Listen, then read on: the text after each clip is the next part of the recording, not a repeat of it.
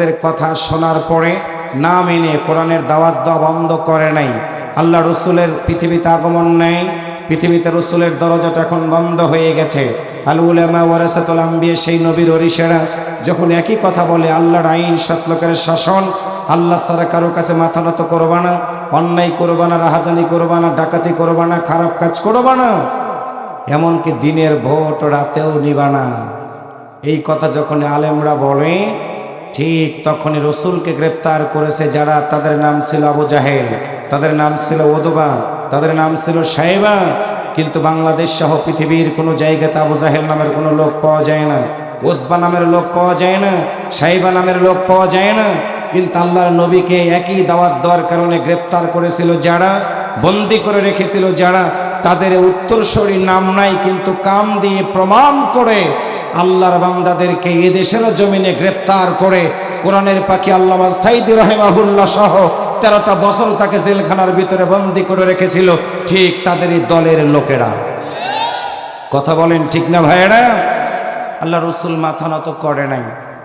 আল্লাহ আয়াত নাজিল করে বলে দিছিলেন, মাতা নাসরুল্লাহ, সাহায্য আমার আসবে, ফাতহুম মুবিন, প্রকাশ্য বিজয় পেয়ে যাবা। রসুলকে আল্লাহ তাআলা বলেছিলেন, ইয়া আইয়ুহান নাবিয়্যু হাসবুকাল্লাহ ওয়া মান ইত্তাবাকা মিনাল মুমিনিন। নবী, তুমি চিন্তা করবে না, ডান দিকে তোমার কেউ নাই, বাম দিকে কেউ নাই, সামনে কেউ নাই, পিছনে কেউ নাই, হাসবুকাল্লাহ, আমি আল্লাহ তোমার জন্য যথেষ্ট। জবান খুলে বলেন তো, সেই আল্লাহ কি এখনো আছে না নাই? একটু কথা বলেন, আছে না নাই? আল্লাহ বলেন, ওয়া মান ইত্তাবাকা মিনাল মুমিনিন, রসুল তুমি তাদেরকে বলে দাও, তোমার যারা ইত্তিবা করবে আমি আল্লাহ তাদের জন্য যথেষ্ট। সুতরাং আজকের এই মাহফিল থেকে আমি আপনাদের কাছে একটি আহ্বান রাখতে চাই, প্রিয় দিনী ভাইয়েরা, একদিন আমরা এই জমিনে থাকবো না, আমার জীবন প্রদীপ নিভে যাবে, মাটির ঘরের ভিতরে আমাদেরকে রেখে দিয়ে আসার সময় কুরআনুল কারীমের সূরা তুহার 55 নম্বর একটি আয়াত, মিনহা খলাকনাকুম ওয়া ফিহা নুঈদুকুম ওয়া মিনহা নুখরিজুকুম তারাতান উখরা বলে আমাদের সব দলের মুসলমানদেরকে যদি মাটির কবরের ভিতরে রেখে দিয়ে আসা হয়, তাহলে মানব রচিত আইনওয়ালা মানুষগুলো সিদ্ধান্ত নিয়েছে কোরআনওয়ালাদেরকে ধরবে, মারবে, পৃথিবী থেকে বিদায় করে দিয়ে দিবে।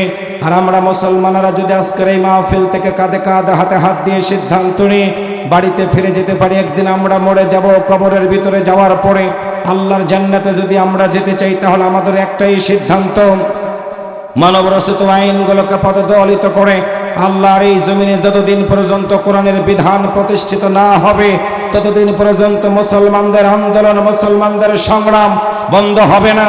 মুসলমানেরা কোরআনের কথা বলা শুরু করে দিবে।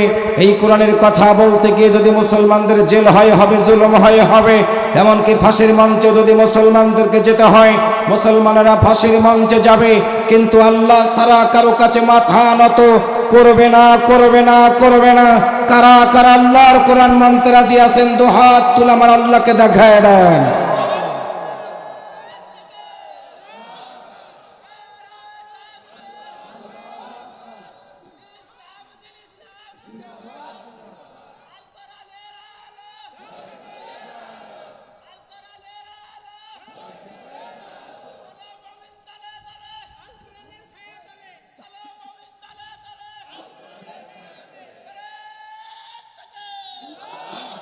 হাত নামান। প্রিয় ভাইয়েরা, আমাদের টার্গেট হলো দুনিয়াতে কষ্ট করব, কিন্তু মরার পরে কষ্ট করতে পারবো না। আল্লাহ যেন আমাদেরকে ইমানদারের খাতায় নাম লেখায় জান্নাত দিয়ে দেয়। সবাই একটু আমিন জোরে বলেন, আর একটু জোরে বলেন আমিন। যারা বিয়ে করে নাই তারা একটু বলো আল্লাহু আকবার। এবার আমরা যারা বিয়ে করেছি না, আমাদের তো বয়স হয়ে গেছে, দাঁত পড়ে গেছে, চুল পেকে গেছে, তোমরা দেখো আমাদের আওয়াজের অবস্থাটা কি। আমরা যারা বিয়ে করেছি আমরা একটু একসাথে আওয়াজ করে বলি আল্লাহু আকবার। আর একবার বলি, মনে হইতেছে বিয়ের বয়স এখনো আছে, একটু মারহাবা জোরে বলেন। বয়স হয়ে গেছে কিন্তু ইমানি শক্তি দুর্বল। তাহলে বলুন তো, জান্নাতে যদি যেতে চাই দুনিয়াতে কাজ করব কয়টা? একসাথে বলেন কয়টা? কথাটা বলেছেন কে? একসাথে বলেন কে? কোন সূরা? হুদ। কোন সূরা? 1 নম্বর, আল্লাহ তা'বুদু ইল্লাল্লাহ, যতদিন বাঁচবো আল্লাহ ছাড়া কারো ইবাদত করব না। আমরা রাজি? একসাথে বলেন রাজি। এই কথার উপরে সাক্ষ্য দেওয়ার পরে জাল ভোট দেওয়ার সুযোগ আছে, আইল খেলার সুযোগ আছে, অন্যায় করার সুযোগ আছে, ঘুষ খাওয়ার সুযোগ আছে, কোনো সুযোগ নাই। আমার এই বক্তব্যটা ভালো লাগবে না তাদের যারা চোর, যারা ডাকাত, যারা রাহাজানি, যারা অন্যায়কারী এবং যারা দেশ ছাড়া পালায়, তারা ছাড়া কারো কাছে এই বক্তব্যটা খারাপ লাগার কথা না। একটু কথা বলেন ঠিক না ভাইয়েরা? আমরা বাড়িওয়ালা, আমাদের বাড়ি জান্নাতে, সুবহানাল্লাহ কইতে ইচ্ছা করে না? ওই যে আমাদের বাবা আদম আলাইহিস সালাম জান্নাতে ছিলেন। বেলাল ভাই, আমাদের বাবা আদম কোথায় ছিলেন? বাবা কোথায় ছিলেন? জান্নাতে। তারই সন্তান আমরা আসলাম দুনিয়াতে। আমাদের জাতির পিতা ইব্রাহিম আলাইহিস সালাম কোথায় আছেন? জান্নাতে। তাহলে বাবা জান্নাতে, সবাই যদি জান্নাতে থাকে, দুনিয়াতে আমরা কয়েকদিন ধরে আসছি, একটু গল্প করব, কোরআনের দাওয়াত দিব, মায়ের খাবো, মায়ের হজম করব, আবার শুধু খাবো না, ফায়াকতুলুনা ওয়া ইউকতালুন, এই আয়াতের এখন আমলও হবে। কথা বলেন ঠিক না ভাইয়েরা? আমরা কোরআন হাদিস থেকে যদি দূরে থাকি তাহলেই বিপদ।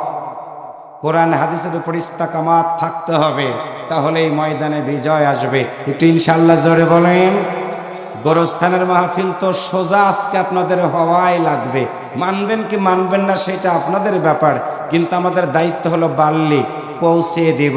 মরার পরে সোজা হবেন না, দুনিয়াতে থাকতে সোজা হন, মরার পরে শান্তি পাবেন। সেই জন্য আজকের এই মাহফিল, সেই জন্য আমার আজকের এই আলোচনা। যুবকরা বলো তো, যারা বিয়ে করো নাই, যতদিন বাঁচবো ইবাদত করব কার? যারা বিয়ে করেছেন বলেন তো, কথাটা বলেছেন কে? যারা বিয়ে করো নাই বলো তো কোন সূরা? যারা বিয়ে করেছেন এবার বলেন তো কত নম্বর আয়াত? ব্যাস মুখস্থ হয়ে গেছে। এবার একটু সবাই মিলে একসাথে বলেন মারহাবা, একসাথে বলেন আল্লাহু আকবার, আর একবার বলেন সুবহানাল্লাহ। তাহলে পড়ুন সবাই আমার সাথে। বিতাড়িত শয়তানের কাছ থেকে পানা চেয়ে নেই। শয়তান কি নাটোরে আছে? কই আছে? সব জায়গায়। বিশেষ করে মাহফিল বাদ্যা যারা বাড়িতে ঘোরে তারাই তো শয়তান। কি অর্ধেক শয়তান তারা। কথা বলেন ঠিক না ভাইয়েরা? বাপ মরে গেছে, বেটা বাড়িতে ঘোরে, লজ্জা করা উচিত। মা মারা গেছে, মাহফিল বাদ্যা দোকান দিয়ে করে, লজ্জা করা উচিত। একটু কথা বলেন ঠিক না ভাইয়েরা? যুবক, তোমাদের পায়ে ধরে বলে, যদি আমার মাইকের আওয়াজ মেলার ভিতরে যাই শুনে নাও। তুমি তোমার মায়ের জন্য আজকে দোয়া করতেছো না, দোকান দিয়ে ঘুরতেছো। একদিন তুমি যেদিন মারা যাবা, ঠিক তোমার সন্তানগুলো তোমার মতোই কাম করবে। সেই দিন বুঝবা কত ধানে কত চাল। কারণটা হলো, মানুষ মরে যাওয়ার পরে নিজের আমল করার সব দরজাটা বন্ধ হয়ে যায়। মানুষ ফকিরের মতো হয়ে, মিসকিনের মতো হয়ে বান্দাদের কাছে হাত পেতে দোয়া চাইতে থাকে। পায়ে ধরে বললাম, মাহফিলের গোটা স্প্যান্ডেল কানায় কানায় ভরপুর হয়ে গেছে। একটু জায়গা যদি কোথাও থাকে, আসতে পারে, এখনো সময় 1-2 মিনিট আছে। আমরা কোরআনের কথাগুলো শুনবো। দুনিয়াতে থাকতে ভালো যদি না হও, মরার পরে যত বড় মৌলবি দেই দোয়া করাও না কেন, কোনো লাভ হবে না। কারণ মরার পরে ভালো হয়ে যাওয়ার কোনো সুযোগ থাকে না। জান্নাতে যেতে হলে দুনিয়াতে থাকতেই ভালো হতে হবে। আর ভালো হওয়ার একটাই পথ, আল্লাহর আইন, সৎলোকের শাসন, শোষণমুক্ত সমাজ। একটা জিনিস দিয়েই সম্ভব। একসাথে বলেন, তার নাম কি? আর একবার বলেন। ও ভাই কন্যা কি নাম? তাহলে পড়ুন সবাই একটু আমার সাথে। আউযু বিল্লাহি মিনাশ শাইতানির রাজীম।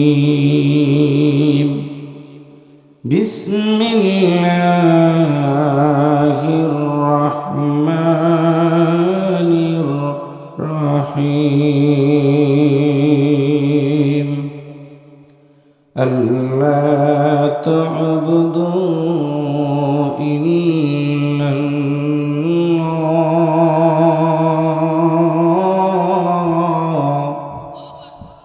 ইন্নানি লাকুম মিনহু নাযীরুন ওয়া বাশীর।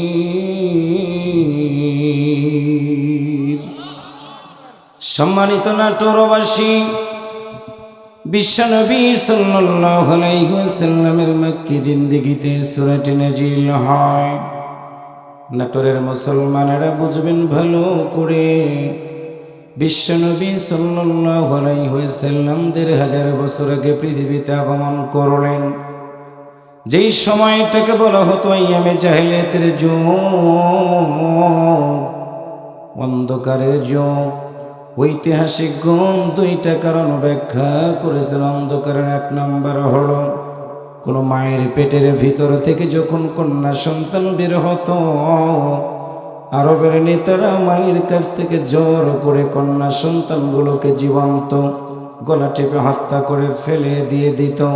আপনাদের কাছে জানতে চাই, বলেন তো ছেলে এবং মেয়ে দেওয়ার মালিককে? 2 নাম্বার হলো, মানুষগুলো অন্যায় করতো তারা বুঝতো না, রাহাজানি করতো তারা বুঝতো না, ডাকাতি করতো তারা বুঝতো না, একটাবার চেয়ার পাইলে সারার সিদ্ধান্ত তারা করতো না। জোরজার মুল্লুক তার এমন একটি সময় যখন হয়ে গেল, আমার আল্লাহ কুদরতি পার্লামেন্টে সিদ্ধান্ত নিয়া 1500 বছর আগে 570 খ্রিস্টাব্দে বিশ্ব নবীকে আমার আল্লাহ পৃথিবীর বুকে পাঠিয়ে দিলেন। আওয়াজ করে বলুন একটু মারহাবা, আর একটু জোরে বলেন। আল্লাহর নবী 570 খ্রিস্টাব্দে পৃথিবীতে আগমন করলেন। জীবন শুরু হওয়া চলো তার। আল্লাহর বান্দার শিশুকাল পেরিয়ে কৈশোরে পদার্পণ করলেন বিশ্ব নবী। হেল্পফুল ফজল সামাজিক সংগঠন তৈরি করে মানুষগুলোকে ডাক দিলেন, ফিরে এসো তোমরা আলোর দিকে। অন্যায় করবে না, রাহাজানি করবে না, ডাকাতি করবে না। লোকেরা শুনলো কথা কিন্তু মানল না। বয়স হয়ে গেল 25 বছর। খাদিজা রাদিয়াল্লাহু তাআলা আনহার সাথে বিশ্ব নবী বিবাহ বন্ধনে আবদ্ধ হয়ে গেলেন। আল্লাহর বান্দার নবীর বয়স ছিল 25, খাদিজার বয়স ছিল 40 বছর। আল্লাহর নবী সিদ্ধান্ত নিলেন সমাজ পরিবর্তন করার। 100% সফল হতে পারলেন না। বয়স হয়ে গেল 40 বছর। হেরা পর্বতের গুহায় গিয়ে 2টা চোখের পানি ছেড়ে দিয়ে মালিকের দরবারে আল্লাহর নবী কান্না করা শুরু করে দিলেন। বিশ্ব নবীর চোখের পানি আল্লাহর দরবারে কবুল হয়ে গেল। 40 বছর বয়সে আমার আল্লাহর পক্ষ থেকে নবীর উপরে একটা গ্রন্থ নাজিল হয়ে গেল। তার নাম হলো আল কোরআন। নামাজের আয়াত নাজিল হলো না, রোজার আয়াত নাজিল হলো না। প্রথম আয়াত নাজিল হয়ে গেল, ইকরা বিসমি রাব্বিকাল্লাযী খালাক। পড়ো তোমার প্রভুর নামে, যে প্রভু তোমাকে সৃষ্টি করেছেন। নাটোরের ভাইরা বুঝবেন হৃদয় দিয়ে। নামাজের আয়াত আল্লাহ নাজিল করে না দিয়ে প্রথম আয়াত দিলেন ইকরা। পড়ো, কেন পড়বা? কারণটা হলো পড়ার মাধ্যম দিয়ে একজন মানুষের জ্ঞানের পরিধিটা বৃদ্ধি পাবে। জবান খুলে বলুন তো আমাদের হায়াত মওত রিজিক দৌলতের মালিক কে? 40 বছর বয়স আল্লাহর নবী কোরআন পেয়ে গেল। 40 বছর পর্যন্ত আল্লাহর নবীর একটা শত্রু ছিল না। সিরাত ইবনে হিশাম পড়ে দেখবেন, রাহিকুল মাকতুম পড়ে দেখবেন, সিরাতে সরওয়ার আলম পড়ে দেখবেন, মানবতার বন্ধু মুহাম্মদুর রাসূলুল্লাহ সাল্লাল্লাহু আলাইহি ওয়াসাল্লাম পড়ে দেখবেন। 40 বছর পর্যন্ত আল্লাহর নবীর কিন্তু একটা শত্রু ছিল না। 40 বছর বয়সে পেয়ে গেল আল্লাহর নবী কোরআন। আবু জাহেল সহ বাসায় বেড়া সহ আল্লাহর নবী ডাক দিয়া বললেন, আরবের লোকেরা বলো তোমরা আমাকে কি হিসাবে জানো? আরবের লোকেরা এক বাক্যে বলে দিয়েছিল, তুমি তো আমাদের কাছে আল আমিন, তুমি তো আমাদের কাছে আস-সাদিক। আল্লাহ রাসূল বললেন, শুনে রাখো, সেটাই যদি মনে করো তোমরা, আল্লাহর পক্ষ থেকে আমার উপরে ওহী নাজিল হয়ে গেছে। তার নাম হলো আল কোরআন। তোমাদের কথা দিলাম, কোরআন যারা মানবে, আমি আব্দুল্লাহর বেটা তোমাদেরকে জান্নাতে যাওয়ার সুযোগ করে দিয়ে দেব। আবু জাহেল ডাক দিয়ে বলল, বলো তোমার কোরআনটা কেমন? আল্লাহ রাসূল বললেন, হুদাল লিন্নাস, কোরআনটা হলো মানুষের জন্য হিদায়াত। সঙ্গে সঙ্গে আবু জাহেলের দলের লোকেরা এক বাক্যে মিছিল করে, মিটিং করে, প্রতিবাদ করে বলল, আব্দুল্লাহর বেটা, এতদিন তুমি ছিল আমাদের কাছে আল আমিন, এতদিন ছিল আস-সাদিক। কোরআনের কথা বলার কারণে কোরআনটা যদি হয় মানুষের জন্য হেদায়েত, বুঝতে পেরেছি তুমি এখন মাথা ঠিক নাই, তুমি পাগল হয়ে গেছো। নাটোরের ভাইয়েরা বলেন তো, কোরআনের দাওয়াত দেওয়ার কারণে আল্লাহর নবীকে পাগল বলে গালি দেওয়া হলো। অন্তর থেকে বলুন তো, আল্লাহর নবী কি কোনো দিনের জন্য পাগল ছিলেন? আল্লাহ বললেন, বন্ধুরা তুমি পাগল না, শুনে নাও, ওয়ামা সাহিবিকুম বিমাজনুন।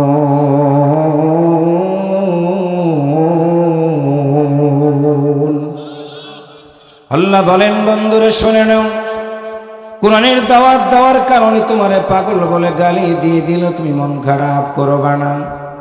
নাটোরের ভাইরা চোখ দিয়ে দেখেন, কান দিয়ে শোনেন, এই কোরআনের দাওয়াত যারাই বাংলাদেশে দিয়েছে, ঠিক কোরআনের দাওয়াত দেওয়ার কারণে তাদেরকেও পাগল বলে গালি দিয়েছে ওই আবু জাহেলের গোষ্ঠীর লোকেরা।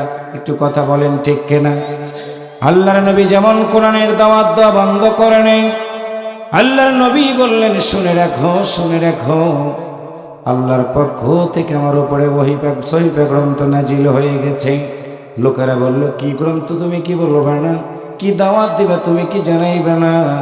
আল্লাহর নবী সুন্দর করে জানাই দিয়ে দিলেন, ওয়ামান আহসানু কাওলাম মিম্মান দাআ ইলাল্লাহি ওয়া আমিলা সালিহান ওয়া ক্বালা ইন্নানি মিনাল মুসলিমিন।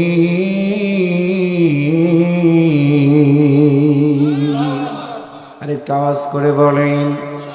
কবরস্থানের পাশে বসে আছেন, যতবার আল্লাহু আকবার বলবেন, প্রতিটা হরফের বিনিময়ে আমার আল্লাহ 10টা করে নেকি আমাদের আমলনামাতে দান করে দিবে। এইখানে এসেছেন গুনাহ করার জন্য না, সওয়াব অর্জন করার জন্য এইখানে এসেছেন।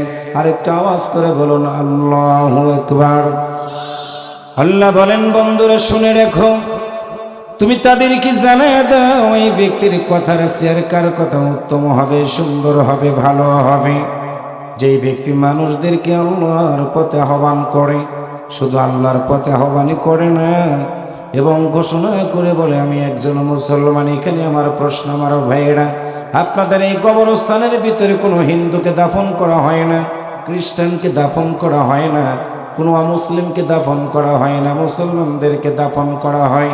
কিন্তু মুসলমানের সংজ্ঞা না জানার কারণে নামের আগে মোহাম্মদ ঠিকই থাকে, কিন্তু বাস্তবতার ভিত্তিতে এই লোকটার কিন্তু ঈমান থাকে না। আওয়াজ করে বলুন আমার ভেড়া ঈমানদার যদি আমরা হতে হয়, মুসলমান যদি হতে হয়, জবান খুলে বলুন তো যতদিন বাঁচব আমরা ইবাদত করব কার? একসাথে বলেন কার? আল্লাহ বলেন বন্ধুরে বলে দাও ঈমানদার কেমনে হয়ে যাবে।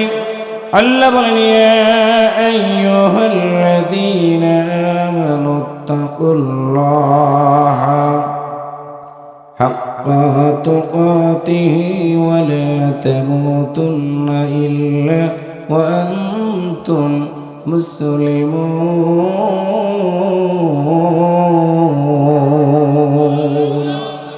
মুসলমানদেরকে কবরের ভিতরে রাখা হবে। মুসলমান কেমনে হবেন বুঝে নেন। 1 নম্বর আল্লাহ বলেন ইয়া আইয়ুহাল্লাযীনা আমানু, হে ঈমানদারগণ, হে ঈমানদারগণ, ইত্তাকুল্লাহ, জান্নাতে যদি যেতে চাও, মুসলমান যদি হতে হয়, তোমাকে 1 নম্বর ইত্তাকুল্লাহ, আমি আল্লাহকে ভয় করা লাগবে। কেমন করে ভয় করবেন? কোরআন বিরোধী লোকেরা 100 জন মেয়ের সাথে ধর্ষণ করে সেঞ্চুরি উদযাপন করেছিল। 100 জন মেয়ের সাথে ধর্ষণ করার পরে মিষ্টি বিতরণ করেছিল। যারা অন্ধকারের ভিতরে আপনি খারাপ কাজ করবেন, দিনের আলোতে অন্যায় করবেন, দুনিয়ার সিসি ক্যামেরা বন্ধ হতে পারে, কিন্তু একজনের ক্যামেরা বন্ধ হয় না। একসাথে বলেন তো তিনি যেন কে? একসাথে বলেন কে? এই জন্য আল্লাহ বলেন বান্দারে শুনে রাখো, 1 নম্বর যদি ঈমানদার হতে হয় ইত্তাকুল্লাহ,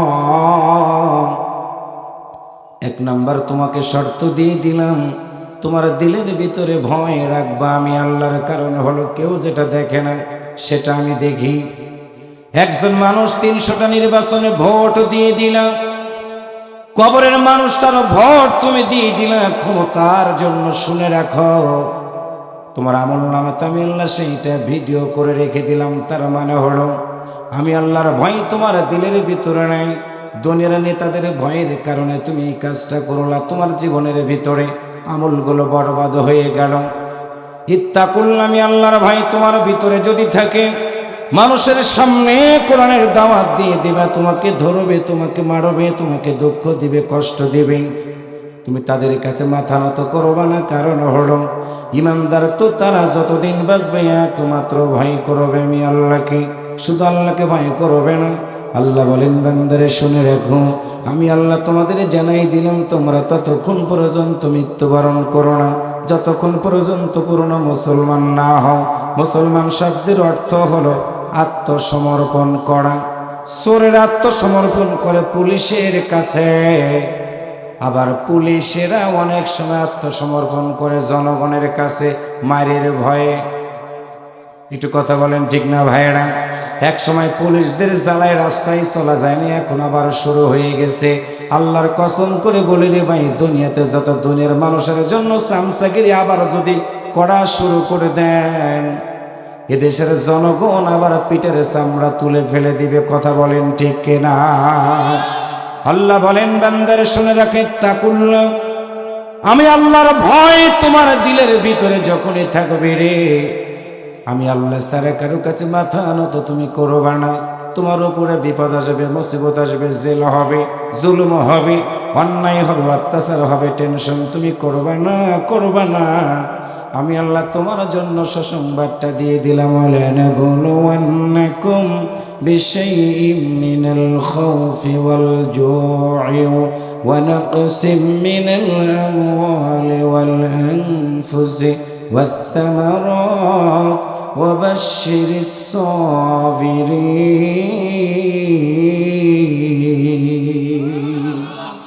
আল্লাহকে যখন ভয় করবেন তখন আপনার উপরে বিপদ আসবে, মুসিবত আসবে, এমনকি জেলখানায় যাওয়া লাগতে পারে।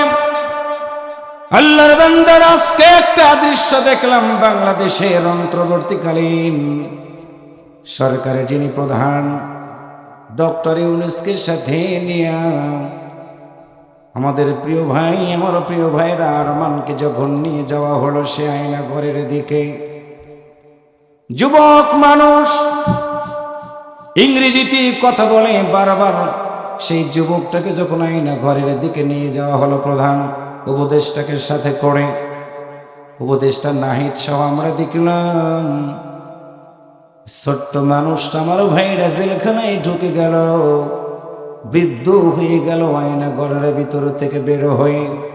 আজকে তিনি যখন কথাগুলো বলতেছিল, এইটা আয়না ঘর, এইখানে আমাকে রাখা হয়েছে এইরকম করে হাত দুইটা বেঁধে, 6টা মাস 8টা মাস তাকে সেইখানে রেখে দেওয়া হয়েছে। এমন সময় উপদেষ্টার চোখের দিকে তাকাই দেখলো, মনে হয় চোখটা ভিজে ভিজে পানিগুলো গড়িয়ে গড়িয়ে পড়ার মতো ভাব হয়ে গেল। আল্লাহর বান্দার কবরস্থানের মাহফিলে বসে আপনাদেরকে পরিষ্কার জানিয়ে দিতে চাই, সব অন্যায় আল্লাহ ক্ষমা করে দিতে পারে, কিন্তু আপনি যেই সন্তানটাকে গুলি করে হত্যা করলেন তার মায়ের চোখের পানি কেমনে ক্ষমা করবেন আপনি? যেই সন্তানটাকে গ্রেফতার করে নিয়ে দিনের পরে দিন মার কাছ থেকে দূরে সরায় রাখলেন, বাবার আদর থেকে বঞ্চিত করলেন, শুধুমাত্র ক্ষমতার জন্য আপনার সে জালিম অত্যাচারী আল্লাহর দুনিয়াতে আর কেউ নাই, কেউ নাই। কি করে আপনাদেরকে বুঝাই দিব? যতবারই হজ করেন না কেন, যতবারই জাকাত দেন না কেন, যত বড় পট্টি বাঁধেন না কেন, ওই নষ্টামি ভষ্টামি দেশের মানুষ কেন, গোটা দুনিয়ার মানুষগুলো জেনে রেখেছে ইসলামের সাইনবোর্ড ব্যবহার করে ইসলামটাকে নির্মূল করার জন্য তারা মাঝে মাঝে উকি ঝুঁকি দেয়। একটু কথা বলেন ঠিক না ভাইরা?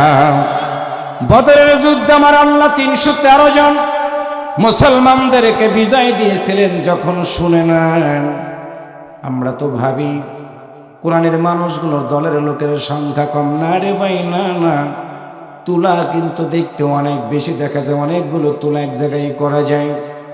তুলাগুলো এক জায়গায় রেখে দিবেন, স্বর্ণের একটি টুকরা টেবিলের উপরে রেখে দিয়ে দিবেন, একটু যদি বাতাস ওঠে দেখবেন তুলাগুলো উড়ে যাবে। স্বর্ণের টেবিলে যদি আগুনটা ধরাই দিয়ে দেন, টেবিলটা দাও দাও করে জ্বলবে। স্বর্ণ যত পোড়াবেন তত হবে খাঁটি। আর তুলার সংখ্যা যত বেশি দেখেন না কেন, একবার উড়ে গেলে আর কিন্তু তাদেরকে আর ফিরিয়ে আনা সম্ভব না। এই কথাটা বলার কারণ হলো মুসলমানদের সংখ্যার দরকার নাই। ইতিহাস প্রমাণ করে দিয়েছে মুসলমানদের যুগে যুগে আমার আল্লাহ তাআলা বিজয় দিয়েছেন সংখ্যা দিয়ে না। আমার আল্লাহ মুসলমানদের বিজয় দিয়েছে তাদের তাকওয়ার কারণে। আওয়াজ করে বলেন কথা ঠিক কিনা? আল্লাহর বান্দারা দিন কায়েমের জন্য তিনটা জিনিসের দরকার হয়, নোট করে নিয়ে যান। এক নম্বর হলো শহীদের রক্ত।